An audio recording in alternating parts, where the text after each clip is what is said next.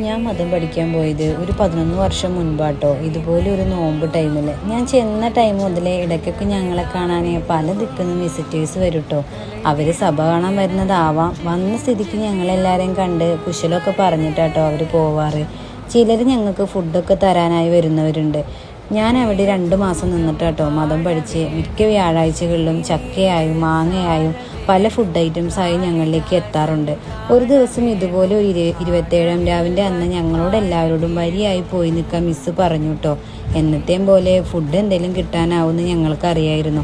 ആദ്യം കൈകളിലേക്ക് വെച്ച് തന്നത് ഒരു ആവിയുടെ ആയിരുന്നു കേട്ടോ. ആദ്യമായിട്ടാട്ടോ ആ വിഭവം അന്ന് കഴിക്കണേ. അന്ന് അത് വാങ്ങി മടങ്ങാൻ നേരം പാത്രത്തെ പറഞ്ഞു, പോവല്ലേ ഇതുകൂടി കൊണ്ടുപോയിക്കോന്ന്. അതൊരു 500ൻ്റെ നോട്ടായിരുന്നു കേട്ടോ. 27ാം രാവിലെ ഞങ്ങൾക്ക് കിട്ടിയ ആദ്യത്തെ സക്കാത്ത്. 27ാം രാവിൻ്റെ മഹിമയെക്കുറിച്ചൊക്കെ മിസ്സ് പറഞ്ഞ അറിവില്ലാതെ കൂടുതലൊന്നും എനിക്കറിയില്ലായിരുന്നു കേട്ടോ. നോമ്പും പെരുന്നാളും കഴിഞ്ഞ് മാരേജും കഴിഞ്ഞ് വീട്ടിലേക്ക് മടങ്ങുമ്പോൾ ജീവിതത്തിനൊരു പ്രതീക്ഷയൊക്കെ ഉണ്ടായിരുന്നു കേട്ടോ. ഇന്നും ആ പ്രതീക്ഷയൊക്കെ തന്നെയാണ്.